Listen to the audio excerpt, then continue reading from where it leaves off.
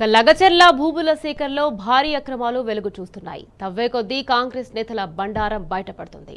అంతా పథకం రైతులను రెచ్చగొట్టి జైలుకు పంపించి మరీ భూముల సేకరణలో భారీ అక్రమాలకు పాల్పడ్డారు. రైతులకు అందాల్సిన భూ పరిహారంలో హస్తం నేతలు భారీ దోపిడీకి పాల్పడ్డారు.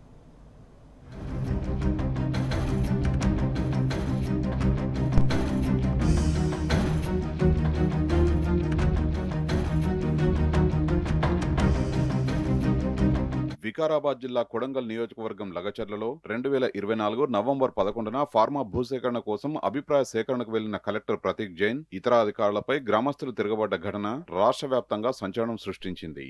ఇది రాజకీయంగా అధికార కాంగ్రెస్ ప్రతిపక్ష బీఆర్ఎస్ మధ్య తీవ్ర యుద్ధానికి దారితీసింది. బీఆర్ఎస్ నేతలు రైతులందరూ జైల్లో ఉండగా భూముల సేకరణలో భారీ అక్రమాలకు పాల్పడ్డారు. అఖిల్పేట గ్రామానికి చెందిన మాజీ పట్వారీ సహాయంతో రికార్డులన్నీ పథకం ప్రకారం దిద్దించి ప్రభుత్వ భూమిని చెరబట్టారు. అనేక మంది రైతుల భూములకు అరకొర పరిహారం అందించారు. ఇప్పటికీ రైతులను భయభ్రాంతులకు గురిచేస్తూ ఈ కుంభకోణం బయటకు రాకుండా జాగ్రత్త పడుతున్నారు. తాజాగా హకీంపేట ఇండస్ట్రియల్ పార్క్ భూసేకరణలో జరిగిన భారీ కుంభకోణం బయటపడడంతో ఆనాటి ఘటనపైన అనుమానాలు తలెత్తుతున్నాయి. రైతులను రెచ్చగొట్టడం, వారు తిరగబడేలా చేయడం ఇదంతా పథకంలో భాగమేనని రైతులు అనుమానం వ్యక్తం చేస్తున్నారు.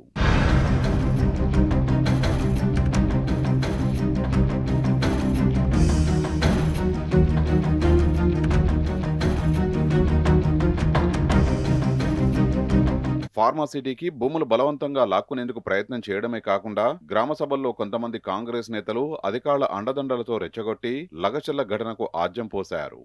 రైతులంతా తిరగబడడంతో వారందరిపై కేసులు నమోదు చేసి జైలుకు పంపారు. ప్రభుత్వం ఫార్మాసిటీపై వెనక్కి తగ్గినట్లు నటించి చివరకు ఈ ఘటనను అడ్డం పెట్టుకుని ఫార్మా కారిడార్లు రద్దు చేసింది. హకీంపేట మల్టీపర్పస్ ఇండస్ట్రియల్ పార్కుగా భూసేకరణ చేపట్టింది.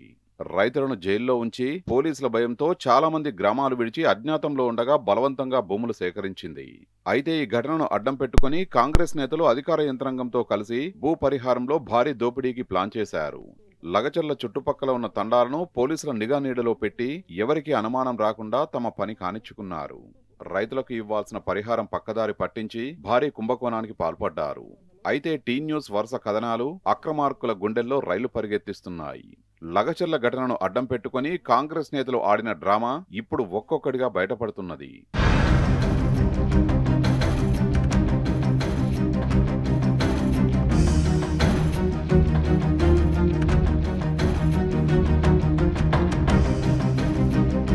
హకీంపేట గ్రామ సర్పంచ్ భర్త అయిన గజ్జల నరసింహారెడ్డి కుటుంబ సభ్యులకు ఏకంగా 16 ఎకరాలు రాసుకొని భారీ పరిహారం నొక్కేశారు.